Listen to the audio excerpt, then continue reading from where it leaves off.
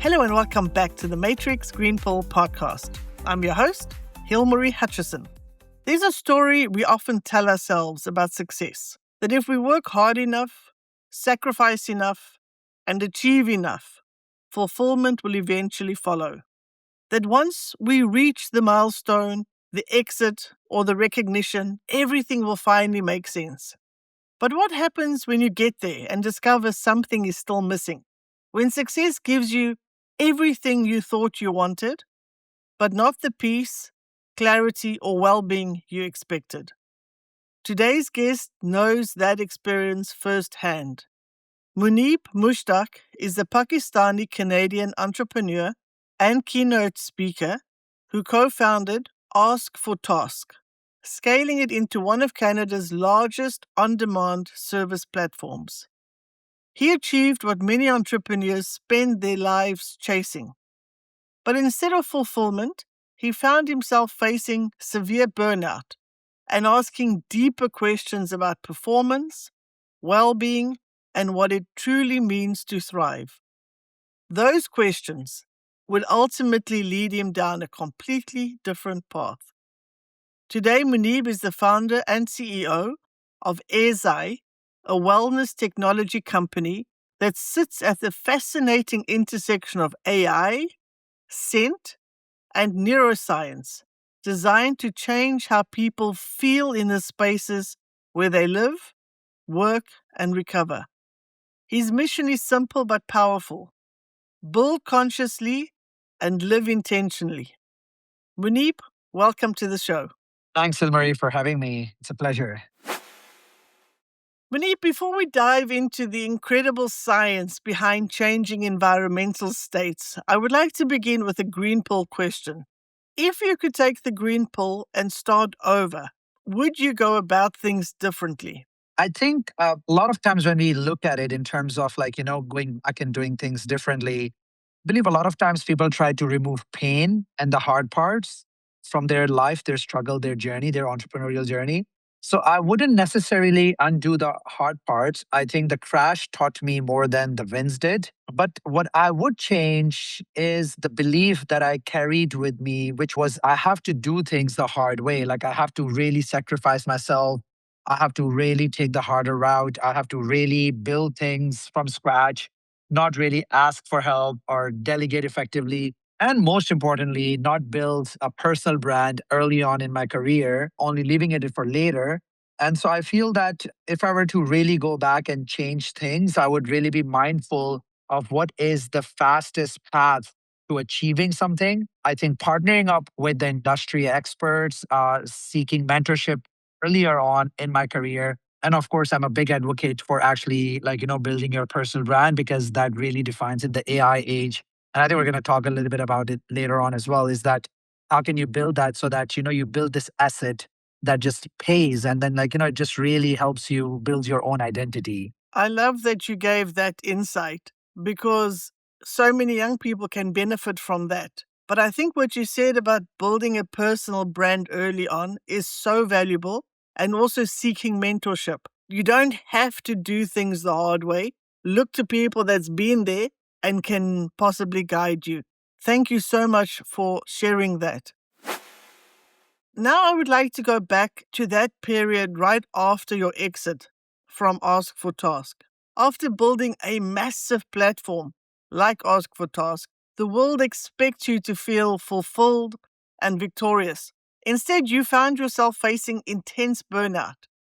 What did that experience teach you about the harsh difference between external success and internal well-being? The main thing that happened is that the exit was the thing I had just chased for years. With AskforTask, we got recognized by one of the biggest platforms called TechCrunch as the fastest growing startup in North America. And we were literally in news every other day. We had investors on our cap table. We had millions of people using our service, saving hundreds of millions of dollars. And so on paper, I had truly won. But I felt nothing, that gap between the size of the win and how empty it feels. That is the lesson. External success is normally a number. Internal well being is a state. The number does not really buy the state. So Most founders are running towards a finish line. They think they will fix how they feel when they're done. It does not. You arrive as the same person, just more tired and more burned out. Now I realize that I have to measure it differently. So the question is not how big does it get? The question is, who did I become building it? That's an excellent learning, difficult learning, but as you say, at the end of the day, you're still the same person and has something shifted inside you during that process. There's a profound identity shift that has to happen when you transition from building a gig economy tech platform to focusing on human performance and wellness. What actually changed inside you between the entrepreneur who built AskforTask and the creator leading AIRZAI today? I feel the first time that was already actually so AskforTask was our second company. But when I was building, and I call that building something for the market. Now, this time around, I built something from the problem I actually lived. So, the gig platform, I was a big advocate of collaborative consumption, did a TEDx talk on that as well. It was all about efficiency, get the task done, move faster, help out people in community. Whereas AIRZAI is other side of the spectrum. It is now about how a person feels within their own space, how an environment shapes their state before they even think about it. So for me, what shifted was the question I was answering, right? Like I stopped asking, how do I make people more productive and more engaged? I started asking, how do I make I wanted to ask people, or I wanted them to ask themselves, how do they feel with themselves again? And that change of state within you, I think it's something that is so profound. It's so different. So I'm the same builder, but just completely different North Star. Your personal search for recovery forced you to explore the deep connection between the mind, the body, and the environment. How did those difficult questions eventually lead you to the intersection of artificial intelligence, neuroscience, and wellness? So when I was first, I exited the company and I was going through this burnout. And of course, this was a time where, I was looking to recover. I really wanted to build something and be in a space where, I would really feel a sense of purpose. And this journey of recovery sent me looking for what actually changes how you feel, right? Like fast, without even a screen or without a pill, because there's so many supplements, there's so many protocols. So scent coming up, it just kept coming up as this only sense that is wired directly to the emotional brain. There is no filter, there's no translation. A smell can drop you into a calm, or it can just pull up a memory in under a second. And the problem is scent has always been just dumb, in simple words, just have a candle, a spray. So there is no intelligence, there is no context, there is no precision.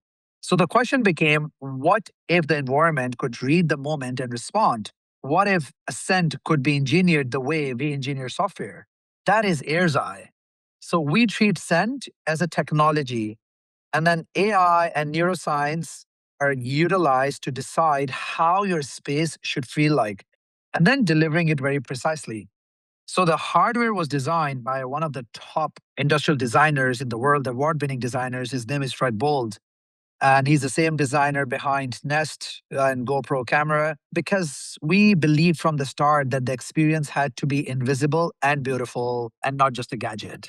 It sounds so fascinating. For our listeners who's never heard of AIRZAI, can you explain a little bit more exactly how it works? Absolutely. So, an example that I would give you is that we all have an espresso coffee machine in our home. And if you want to make yourself a cup of coffee, you take a pot, you put it in, and it just brew you your perfect coffee. It's with precision.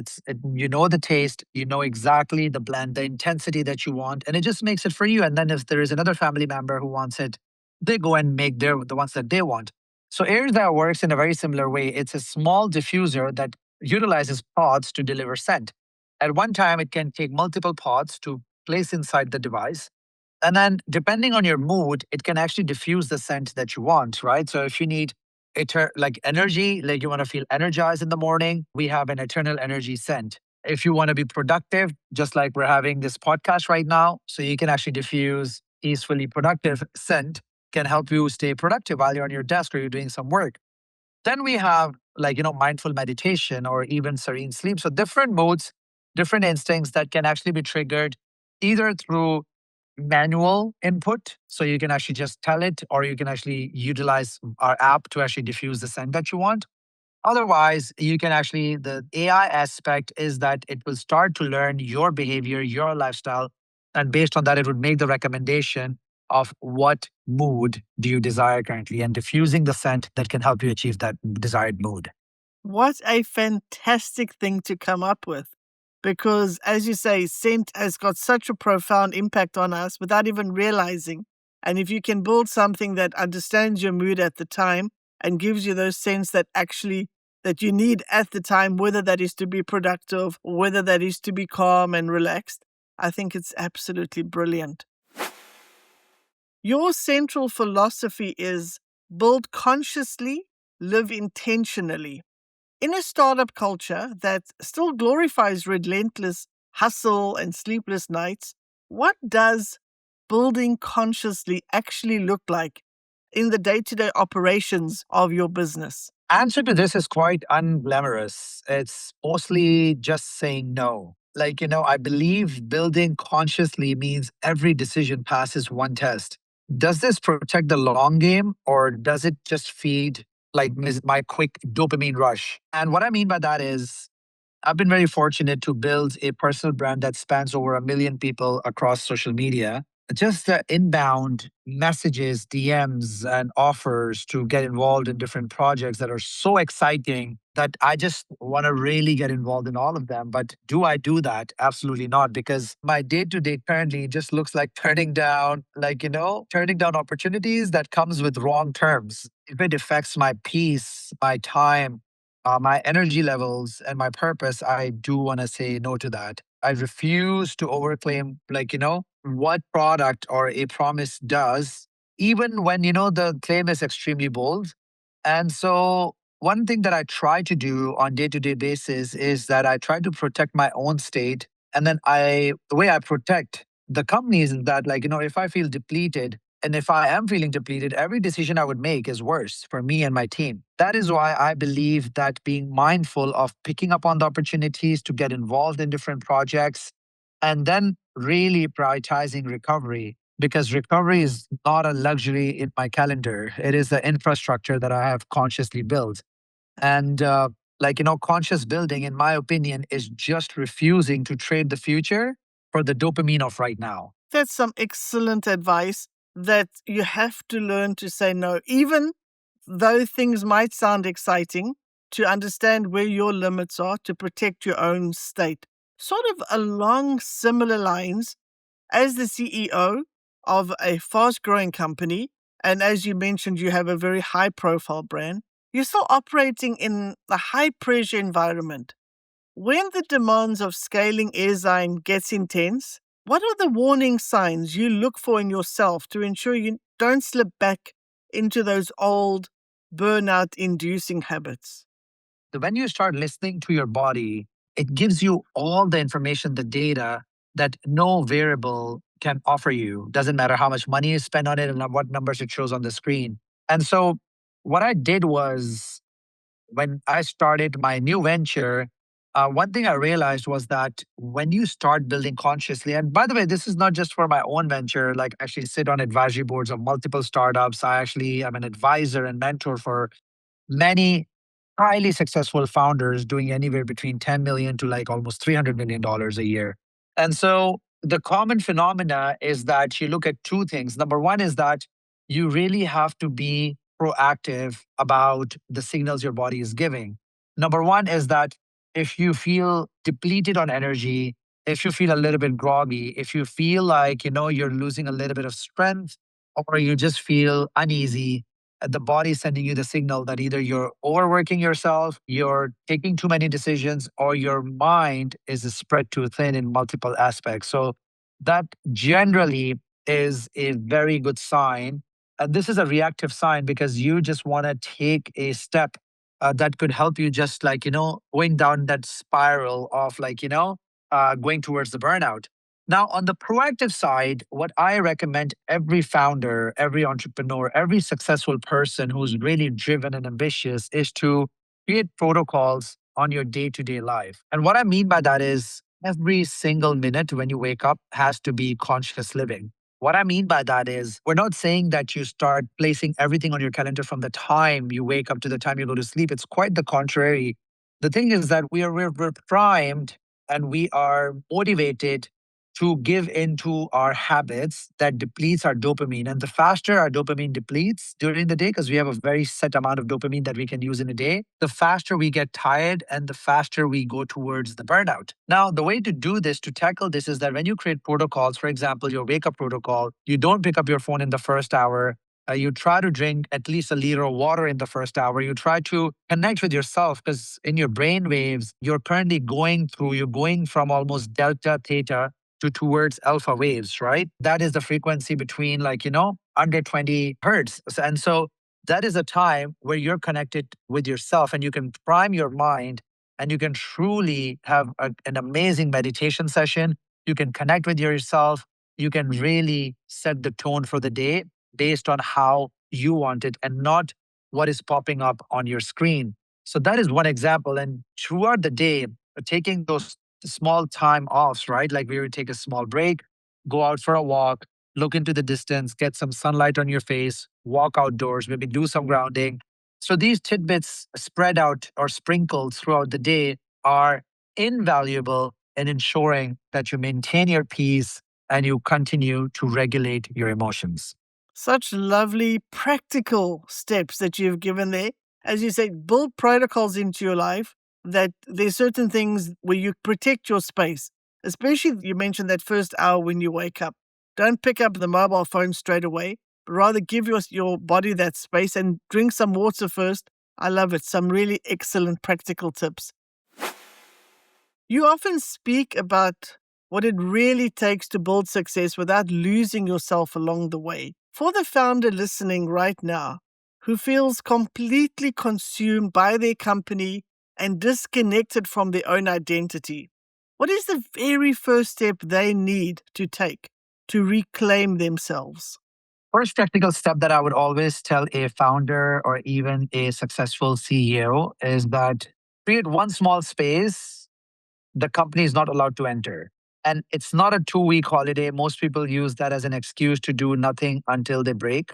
I mean, something small and daily, 30 minutes that belong to you and not business.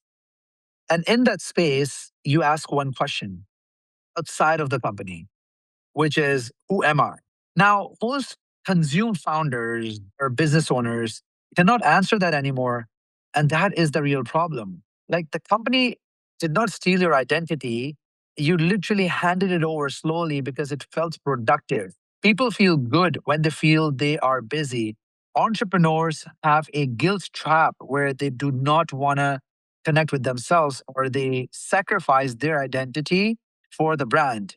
And so when you start taking it back in small pieces, one protected space, one protected protocol, one initiative that is connected to you and not the company, you start building something big and you build from there.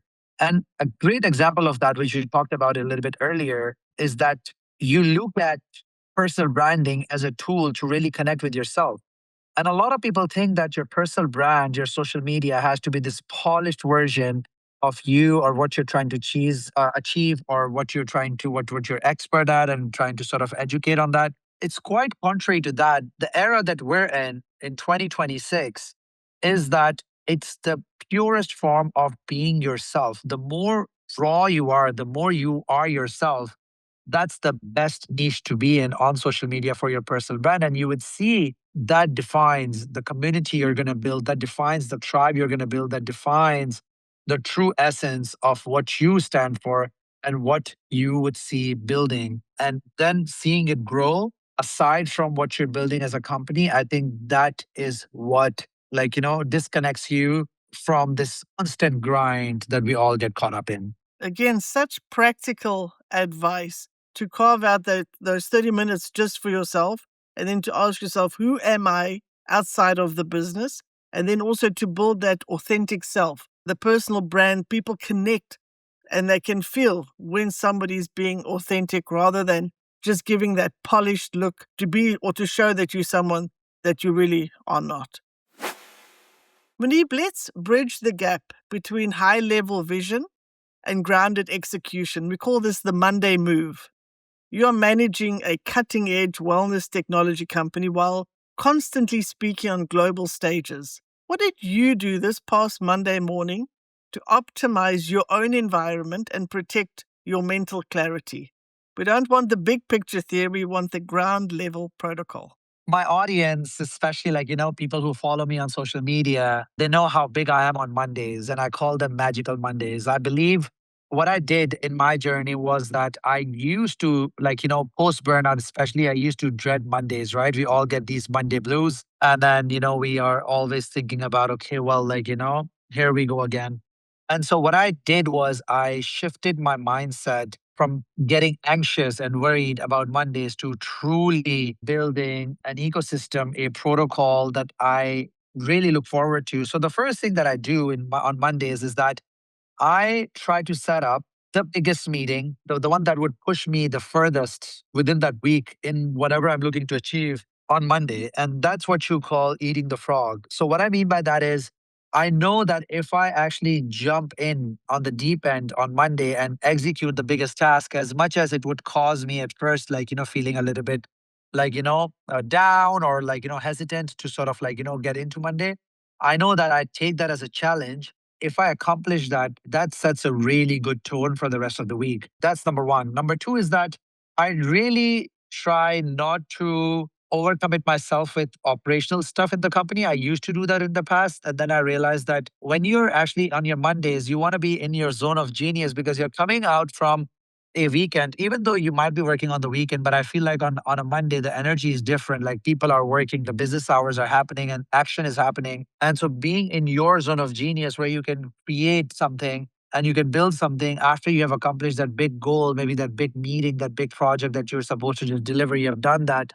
I think you get this post accomplishment sort of flow that can be utilized towards really creating something that can put you way ahead from where you want to be, right? So that is the second thing. And the third thing is that I always try to make sure that the dinner time, I keep it with my family. So we try to actually, a lot of people go out to eat on the weekends. I actually schedule that for Monday evening because I feel that it's like, you're celebrating Monday as not a start to a work week, but a continuation of a life that you have built where you don't need to separate weekends from weekdays.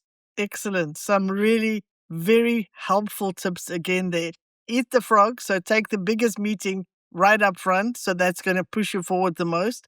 Do not commit to operational tasks and save time for your family. Really good. Thank you for that. Next is our decision inventory. We all make thousands of decisions, but a few shape the course of our lives. Can you tell us about a time post burnout when you had to make a difficult decision to walk away from a highly profitable path or opportunity because it violated your new standard of conscious building? What did it cost you in the short term, and what did you gain in the long run?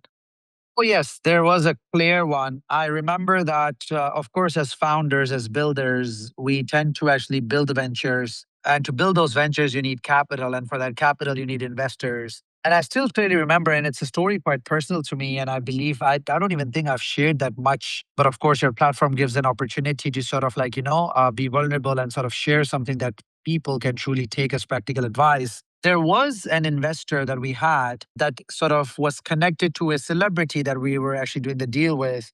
And so, one thing that I realized early on was that as big of an opportunity was to get him involved in the business, we realized that, having him on board meant that it was constant pressure. I would say the energy that came with having that deal flow was not aligning with what we really wanted to build with our company. And so I still remember when I sat with my founders and we had the discussion, I laid down very specifically the grievances I had around having an individual involved that represented this fund and this celebrity.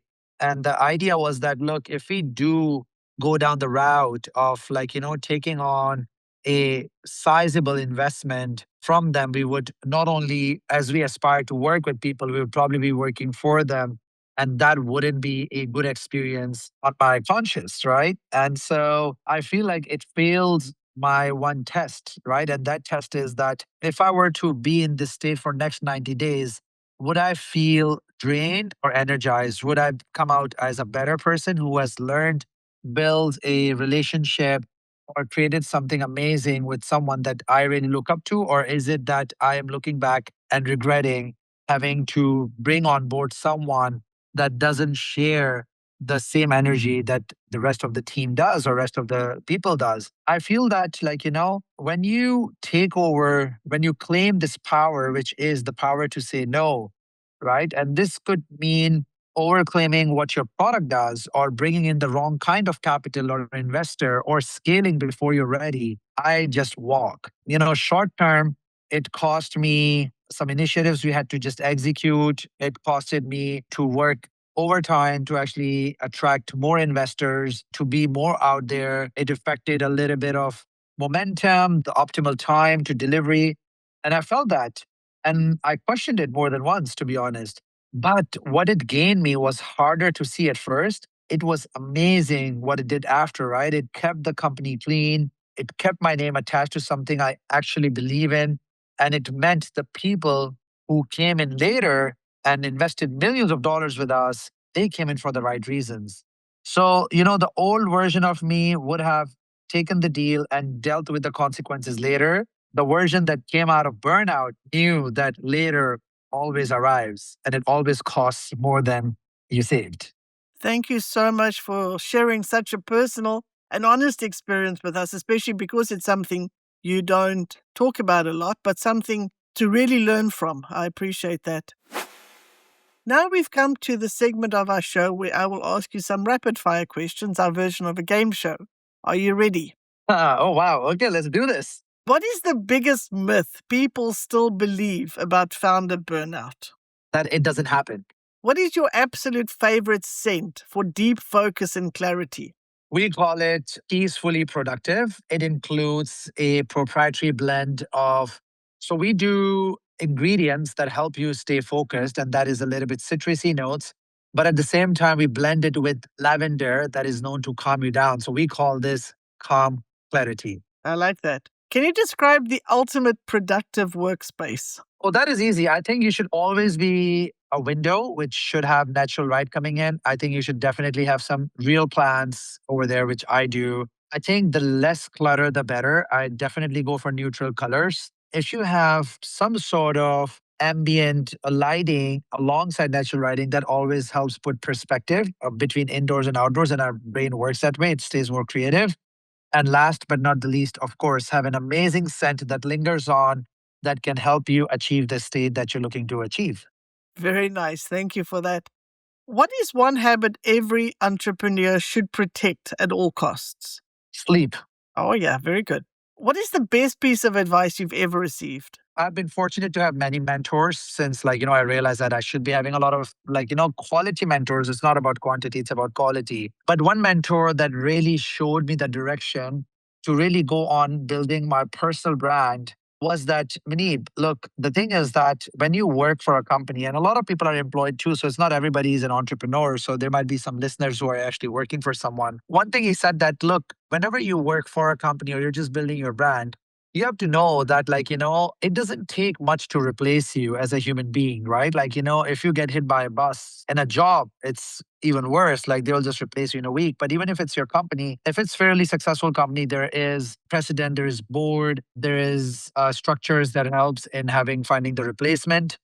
Even if it's not that big of a company, eventually there's people who will take that on. The one thing that really sticks with you is the community that you have built, the name that you have built for yourself. And that is where you need to really invest and really be passionate about. And I think it also gives you a purpose to really have your North Star in check. So I believe receiving this advice of really investing my time, energy, resources on building the personal brand was something that I carry with me up till now. Excellent advice again. It does not take much to replace you. I like that. So build your own community. Very, very good. 100%. Other than your own insights, what is one book every entrepreneur should read? Atomic Habits by James Clear. Yes, excellent. I have that on my shelf here. It's one of the most popular books, I think, but people take it lightly how loaded it is with value. And I keep going back to it every now and then. And so I think that it's such a amazing guide for anybody who's struggling with having structures and building structures and then sustaining those structures. Thank you very much, and thank you for playing along. That was easy enough. Muneeb, we have one final tradition. We call it the green pill reflection. I'm going to ask you a question that you might feel a bit unsettling. I'm going to ask for the truth, not the PR answer. You stand on global stages teaching people that building something great should never mean losing the person who built it. But scaling a highly ambitious AI and neuroscience startup comes with massive responsibility. What is one area in your own life or business right now where you feel the familiar pressure to overextend yourself? And what is your current anxiety trying to tell you about that growth? The way I look at my current situation, where I've been blessed to build a reputation, an ecosystem, and experience around what I do that really sets me in top 1% globally to be doing that, it comes with a lot of responsibility. And number one, being that there is no limit to how much I can do and how much I can achieve. And what that does is that it gives you this undue pressure, anxiety of you're never doing enough. You could be involved in this, you could be building that. So I think having yourself centered and aligned with the bigger vision is something that really consumes a lot of my time and my mind share. Now, the second thing is that having worked with people and actually having them in my ecosystem, for example, we have Drake as our investor. He's one of the top singers, artists, rappers of our generation. And so looking at them, or if you look at Marissa Peer, she is a world renowned global hypnotherapist. She has done over, I think, 9 or 10 New York Times bestsellers. So this is excellence. These individuals have achieved, which very few are able to achieve in their life. And when you look at their stories, how they carry themselves, how they're so selective about spending their energy, allocating their energy, and building things that really serves their purpose is something that I personally really admire and look up to. So even though I might be excellent in the craft that I do, I always remain a student and I always seek guidance from my mentors, from the experts, the ultimate best in the industry of whichever industry that I want to go and disrupt. So ultimately, it comes down to doing two things. Number one is that having the right mentors, as we talked about it earlier, but even having a good social circle, like your circle of friends. I feel I always joke about this, but like I really like my business partners are my friends. A lot of times people try to keep business and personal life are separate, but I feel that when you're working on your mission, there's nothing more personal than that. And so why would you want to have two sets of friends where, like, if you have the right people who really believe in your passion and your purpose and want to be on that journey with you, there couldn't be a better friendship and a truer friend than somebody who can keep you on track to achieving the greatness that you're meant to through the mission that you're on and serving your purpose. Thank you so much for your honesty and transparency. It's that human depth that makes your work so powerful. Muneeb, thank you so much for an insightful and important conversation. Your story reminds us that success and well-being are not the same thing. You've shown us that achievement without alignment can leave even the most accomplished people feeling empty, and that true performance isn't about pushing harder, but about creating the conditions that allow us to thrive. What makes your journey so powerful is that you didn't stop when burnout forced you to ask difficult questions. You followed those questions into an entirely new chapter of purpose, curiosity, and impact. Muneeb, for the listeners who want to follow your journey or learn more about the work you're doing with AIRZAI, where's the best place to find and follow you? The best place to find me is my Instagram, which is my first and my last name. So at Muneeb Mushtaq. One more thing that I'm doing as we recently hit a million mark, which I'm very grateful for, is that we're launching a newsletter because I feel that I give a lot of advice on personal basis or speak on stages that are private or reach a limited amount of audience. And so I really want to give anybody who's seeking these answers to really how to position themselves and really achieve a success, how to build something from scratch, how to attract investors, how to have a brand and positioning of the brand that really gets you into the rooms that you cannot even imagine that you belong in, or we have these limiting beliefs that we cannot go there. How do we do that? And then, of course, most importantly, regulating your emotions and really attracting success. So these are the topics that I'm going to be talking about as we launch the newsletter. So if you connect with me there, be on the lookout. And we're planning on just rolling this out very, very soon. So you'll put an announcement on your Instagram of how people can get onto that newsletter, right? Correct. So the idea is to go live as soon as possible. But of course, I want to be anything that I do, I like to make it as good as possible and give the right amount of mind share. And so it's just a matter of finding the time for me to peacefully sit and start writing those. Sounds excellent. I'm so sure people will benefit from a newsletter like that. And again, this shows the kind of person that you are, that you're looking to give back to other people so that they can benefit from your knowledge and from what you can share, even though they might not be able to get into the rooms where you speak. Again, thank you for that. We'll also add the link to your Instagram on our show notes. To our listeners, if today's conversation sparked new ideas about human performance, recovery, and the spaces you live in, please follow the show and leave us a 5-star review. It helps us reach more founders and decision makers who are ready to build success without losing themselves along the way. Until next time, delete the defaults, build consciously, and live intentionally. If you enjoy our conversations, please like and subscribe. See you next Wednesday.